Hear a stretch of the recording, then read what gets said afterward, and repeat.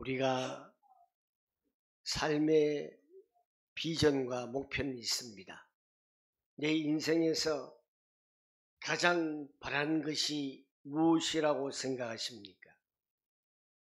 내 인생에서 내가 최고의 가치로 여기는 것이 무엇이겠습니까?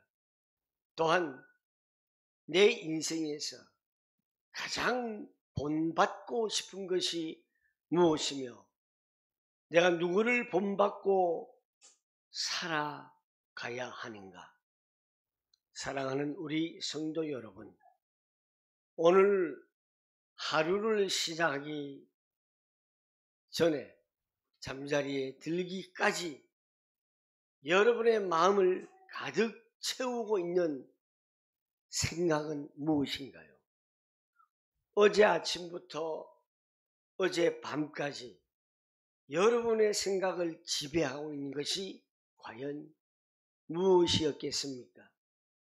직장에서의 성공을 꿈꾸는 사람도 있고 사업가로서의 돈을 많이 버는 거부가 되는 성공을 원하는 꿈도 꾸고 있고, 또한 자녀가 미래가 잘 되는 그러한 생각으로 사로잡혀 있는 부분도 있을 것입니다. 건강 문제를 바라보며 있는 사람도 있을 것이고, 재정적인 노후의 안정을 바라보는 사람도 있습니다. 우리 대부분은 이러한 세상의 가치들을 얻기 위해서 정신없이 쉴 새 없이 달려가고 있습니다. 물론 이 모든 것은 우리가 살아가는 데 있어서 필요한 요소 중에 하나인 것은 맞습니다. 그러나 오늘 본문에서 사도 바울은 이 모든 것을 뛰어넘을 수 있는, 비교할 수 없이 가장 고상하고 가치 있는 그의 삶의 목표를 우리에게 제시하고 있습니다. 그것은 바로 그리스도를 아는 지식을 말하고 있습니다. 바울은 자신이 이전에 자랑스럽게 여겼던 모든 것, 그의 집안 혈통, 가문, 학문, 종교적 열심까지도 그리스도를 아는 지식 앞에서는 완전히 쓰레기처럼 배설물과 같이 여겼다고 고백을 했습니다. 오늘 또한 본문 사도 바울의 고백은 이렇게 말하죠. 성경을 한번 보겠습니다. 내가 바라는 것은 그리스도를 알고 부활의 능력을 깨닫고 그리스도의 고난에 동참을 하며 그의 죽으심을 본받는 것이라고 10절 말씀에 말하고 있습니다. 이어서 11절 말씀에 그리하여 나는 바울은 어떻게 해서든지 죽은 사람들 가운데서 살아나는 부활에 이르고 싶다고 고백을 합니다. 오늘 이 말씀을 통해서 왜 그리스도를 아는 것이 우리 인생에 있어서 가장 중요한 목표가 되어야 합니까? 그리고 지식에 이르기 위해서는 우리는 어떠한 삶을 살아야 하는지 함께 은혜를 나누고자 합니다. 오늘 설교 제목처럼 내가 바라고 본받아야 할 것이 무엇인지 첫 번째, 그 차원이라는 게 있어요. 그리스도를 아는 것입니다. 여기에 본문 10절에는 내가 그리스도와라는 말로 시작하지 않고요, 내가 그리스도를 알고자 하여라고 간절한 소망으로 시작합니다. 저와 여러분들이 그리스도를 알기를 원합니다. 여기서 안다는 말은 헬라어로 기노스코라고 합니다. 이 기노스코는 단순히 머리로서, 지식으로서, 학습으로서 정보를 습득하는 그러한 지식을 의미하지는 않습니다. 여기에 기노스코는 경험을 통해서, 내가 체험을 통해서 인격적인 관계를 통하여서 깊이 알아가는 것을 의미를 하고 있습니다.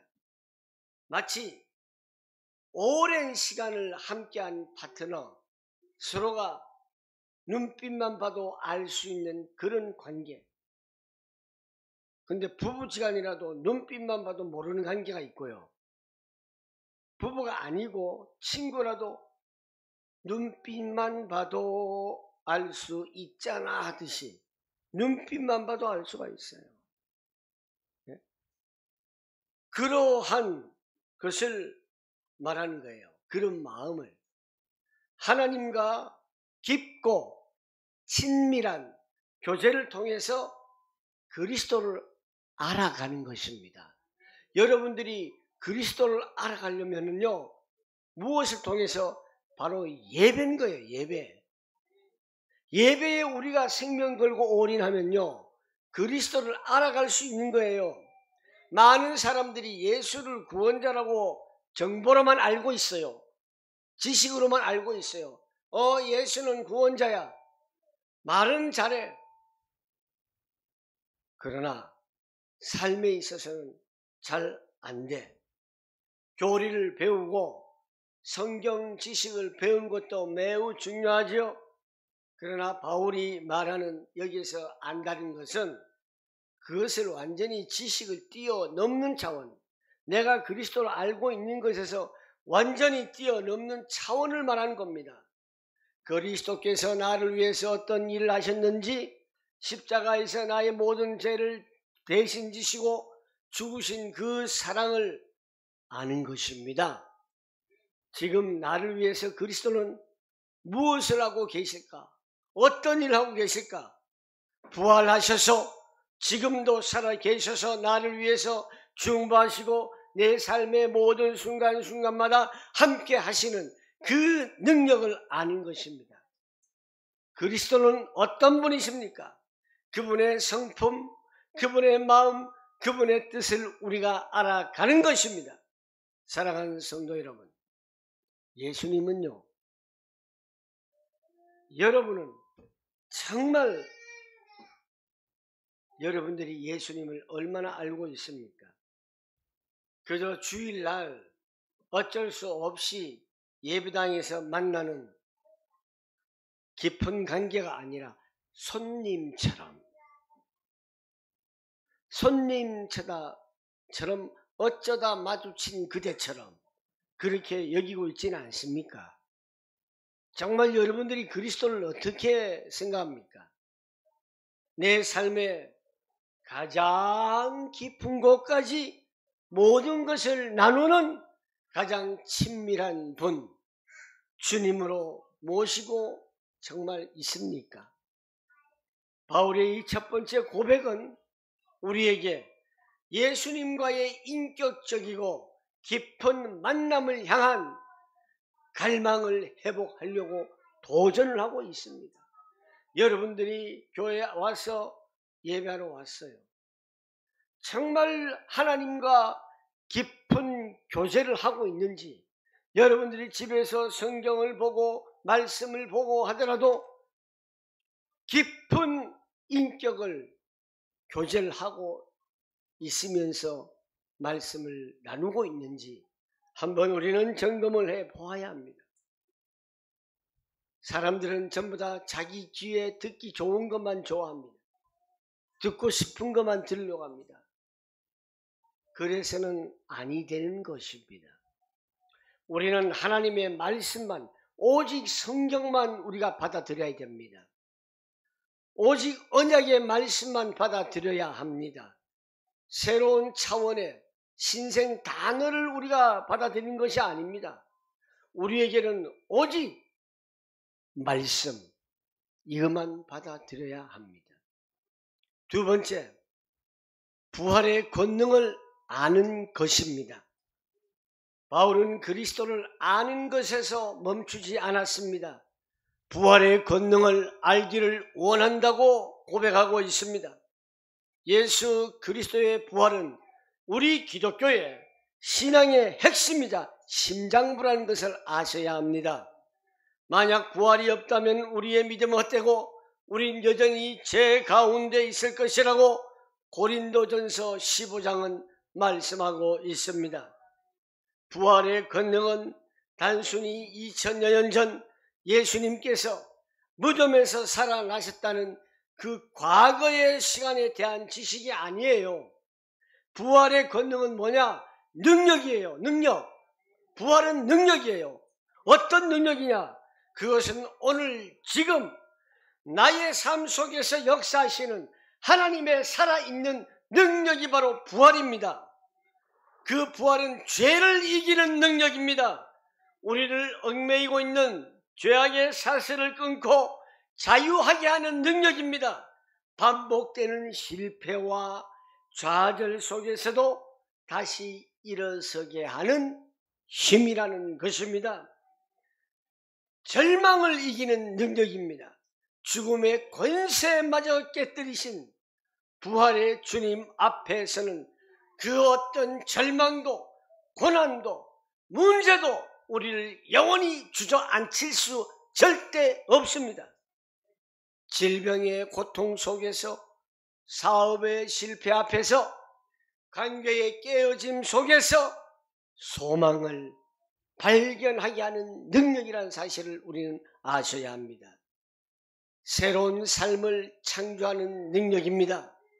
이전에 나는 죽고 그리스도 안에서 새로운 피조물로 살아가는 능력이라는 것을 우리가 분명히 아셔야 합니다. 나의 옛 품성과 습관을 버리고 주님의 성품을 닮아 변화되는 능력을 말하는 겁니다. 여러분은 이 부활의 능력을 매일의 삶에서 체험하고 계시고 있습니까? 나는 연약해서 안 되라고 포기하고 있습니까? 나는 믿음이 없어서 안 돼. 나는 돈이 없어서 안 돼. 뭐가 없어서 안 돼. 이렇게 포기하고 있습니까? 부활의 권능은 우리가 약할 때 더욱더 강하게 역사한다는 것. 약할 때 강함 주시네 나의 보배. 뭐죠? 대신주. 약할 때 우리에게 강함을 주신 거예요. 내가 돈이 없어 약해요. 예수는 그리스도 외칠 때 우리에게 넘어설 수 있는 강함을 주시는 능력이 있다는 것이에요. 우리 선배 목사님들은요, 노후를 생각을 아니 하셨어요. 오로지 교회에다가 모든 것을 다 바쳤어요. 물질도 바치고 몸도 바치고 시간을 다 바쳤어요. 이 세상 사람들이 즐기고 싶고 누리고 싶은 것들을 못 해봤어요. 저도 제 마음은 그렇습니다. 누리고 싶은 것도 있습니다. 즐기고 싶은 것도 있습니다. 그러나 우리는 하나님 제일주의, 교회 제일주의라다 보니까 모든 것이 주께로부터 왔는 거니까 모든 것을 주께로 드리고 싶은 그 마음밖에 없었습니다. 노후를 준비를 안 해봤습니다. 지금도 저보고 멍청하다 그래요. 어떤 이는 노후를 준비해야지.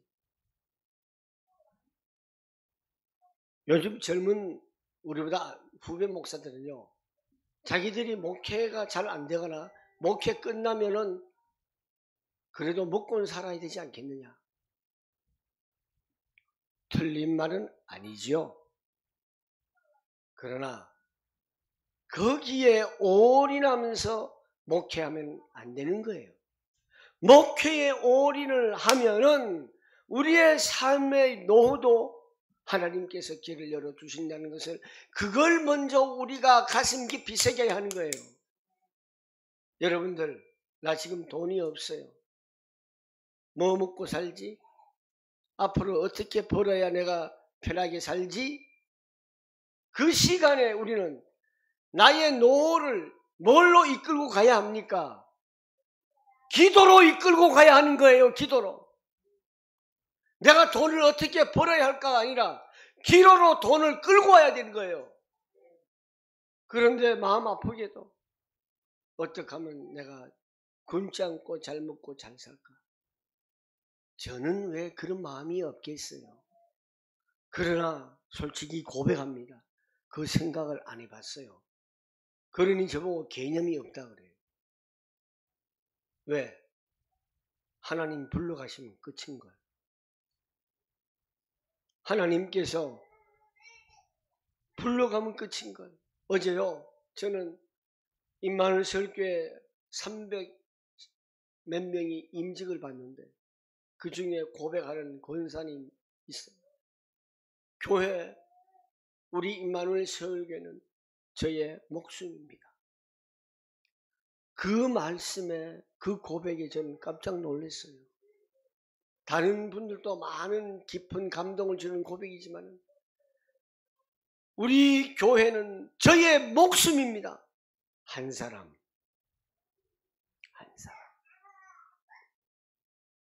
어제 엄기호 목사님이 오셔서 축사를 하셨어요. 교회 얼마나 멋있게 잘 지는지 아십니까? 들어간 입구부터요, 주차장이 어마어마합니다. 그리고 그 들어가면서 본당이요, 본당 뒤쪽에요, 정말 자연 산속에 이렇게 너무너무 보기 좋아요. 사계절 다 다양한 꽃들, 형형색색 여러 가지 볼 수 있어요. 그래서 엄 목사님이 그걸 다 지으셨어요. 500억을 가지고, 땅값 빼고 500억을 가지고 지었어요. 그런데 결국은 매각을 했죠. 우리 교단에서 샀어요. 하시는 말씀이 그래요. 내가 이걸 다 해놓고 임마누엘 설교회가 와서 세계 복음을 위해서 이렇게 쓰임받는 거에 나는 감사하다. 솔직히 수고는 내가 다 했다. 맞잖아요. 저도 그래요. 우리 원로 목사님 수고 다 하셨어요. 저도 이제 수고를 다 하면은 후임자, 여러분께는 말씀 안 드렸지만 저는 기도하고 있어요. 어떤 분을 오실지. 그래서 저는 큰 노는 필요 없다고 생각을 해요. 저는.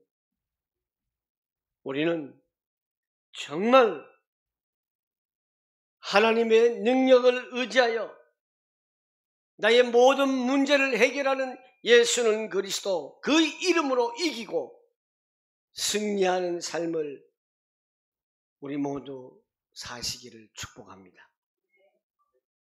우리의 약함은 더욱 권능으로 강해질 것을 확신을 하시기를 바랍니다. 세 번째,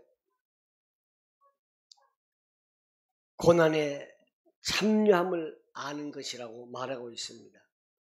우리는 대부분 부활의 권능까지는 아멘으로 하답하지만 고난에 참여합시다 그러면 아멘이 별로 안 나와요. 주저합니다. 갈등합니다. 고난을 좋아하는 사람은 아무도 없기 때문입니다. 바울은 그리스도를 아는 지식의 완성을 위해서 고난에 참여한 것이 필수적이라고 말합니다. 왜 우리는 고난에 참여해야 할까요? 그리스도를 가장 깊이 만나는 자리이기 때문에 그렇습니다. 예수님께서는 영광의 보좌가 아닌 가장 낮고 처절한 십자가의 고난을 통해서 우리의 구원을 이루셨습니다. 우리가 고난의 자리에 있을 때에 역설적으로 우리는 주님의 십자가를 가장 깊이 생각할 수 있고 그분을 만나고 예수 그리스도의 위로를 체험할 수가 있는 것입니다. 그때에 나의 교만이 깨어지고 나의 계획이 무너지는 곳에서 비로소 주님만을 의지하기 때문입니다. 여러분, 우리의 교만을 가지고 있을 때, 우리의 계획을 가지고 있을 때, 나의 생각을 가지고 있을 때는 절대 절대로 주님을 의지할 수가 없습니다. 그 모든 것을 다 버릴 때에 주님을 의지할 수 있습니다. 그래야 우리를 더욱더 하나님의 강한 능력이 임할 줄 믿습니다. 우리를 정금같이 단련시키기 때문입니다. 고난은 우리 안에 있는 불순물을 완전히 제거하고 우리를 더욱 순결하고 강한 믿음의 사람으로 만들어간다는 사실을 잊지 맙시다. 욥의 고백처럼 고난의 풀무불을 통과한 후에야 우리는 정금같이 되어서 주님 앞에 서게 될 것입니다. 하나님을 바라고 본받는 성도들, 그리스도의 남은 고난을 채워야 하는 사명이 있습니다. 골로새서 1장 24절 성경 말씀을 한번 보십시오. 바울은 말합니다. 난 이제 너희를 위하여 받는 괴로움을 기뻐하고 그리스도의 남은 고난을 그의 몸된 교회를 위하여 내 육체에 채우노라 라고 고백을 합니다. 우리가 복음을 위해, 교회를 위해, 이웃을 위해 자발적으로 받는 고난은 그리스도의 고난에 동참하는 영광스러운 사명임을 아셔야 합니다. 나 한 사람, 나 개인이 고난에 동참하는 축복이 되어지기를 간절히 소망합니다. 여러분들의 목숨은 교회가 되어야 됩니다. 여러분의 목숨은 복음이 되어야 합니다. 여기서 중요한 것은 그의 죽으심을 본받아라는 구절이 나옵니다. 우리의 고난이 정말 의미를 가지려면요, 그것이 그리스도의 죽으심을 본받는 과정이 되어야 합니다. 다시 말해서 철저하게 나는 죽고 예수로 사는 것입니다. 나의 뜻, 나의 욕심, 나의 의지, 나의 자아를 모든 것을 십자가에 못 박아버리고 오직 주님의 뜻이 내 삶을 통해서 이루어지기를 소망하며 받는 고난이야말로 그리스도를 아는 가장 고상한 지식으로 우리를 이끌어 갑니다. 말씀을 맺겠습니다. 이제 우리가 바라고 본받는 것, 이 목표를 다시 한번 정리하고 세워야 합니다. 사랑하는 성도 여러분, 사도 바울은 우리에게 인생의 가장 위대한 목표를 다시 한번 상기시켜 주고 있습니다.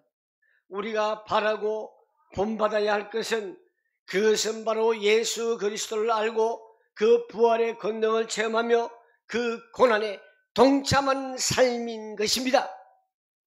혹시 지금 세상에 헛된 것들을 붙잡기 위해서 우리가 애쓰고 있지는 않습니까? 잠시 멈추어서서 우리가 가야 할 삶의 방향을 점검하시기를 간절히 소망합니다. 우리가 가진 것, 모든 것, 우리가 이룬 모든 성공도 주님을 아는 지식과 바꿀 수는 없습니다.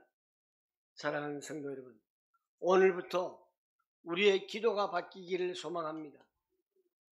주님, 더 많이 갖게 해주세요. 이게 아니라, 주님, 내가 주님을 더 많이 깊게 알게 해주세요. 주님의 부활의 능력이 내 삶에 나타나게 하시고 주님의 고난에 동참하는 것을 두려워하지 않는 믿음을 주세요라고 기도합시다. 날마다 나의 자아를 십자가에 못 박고 오직 주님만으로 만족한 삶을 살게 해주세요. 주님 한 분밖에는 아는 사람 없어요. 우리가 노래를 많이 불렀죠. 주님 한 분만으로, 주님 한 분만으로, 예수 그리스도만으로 답을 내시길 바랍니다. 이 기도가 저와 여러분의 평생의 기도가 되기를 바라겠습니다. 그리하여 우리 인생의 마지막 날, 내 생애의 마지막 순간에 사도 바울처럼 고백합시다. 나는 선한 싸움을 싸우고 나의 달려갈 길을 마치고 믿음을 지켰으니라고 담대하게 고백을 합시다. 우리를 위해서 예비된 의의 면류관을 받아 쓰는 복된 성도님들이 다 되시기를 주님의 이름으로 축원합니다. 자, 저를 한번 따라하겠습니다. 나는 선한 싸움을 싸우고 나의 달려갈 길을 마치고 믿음을 지켰습니다. 아멘. 기도하겠습니다. 살아계셔서 역사하시는 아버지 하나님, 내가 바라고 본받는 것, 그 목표가 다시 한번 그리스도를 알고 부활의 능력을 알고 고난에 동참하는 믿음을 주시기를 간절히 원합니다. 오직 주님 한 분만으로 만족하는 삶이 되게 하여 주시옵소서. 나는 선한 싸움을 싸우고 날려 달려갈 길을 마치고 믿음을 지켰다고 담대하게 고백하는 우리 성도들 다 되게 하여 주시옵소서. 예수님의 이름으로 기도하옵나이다. 아멘.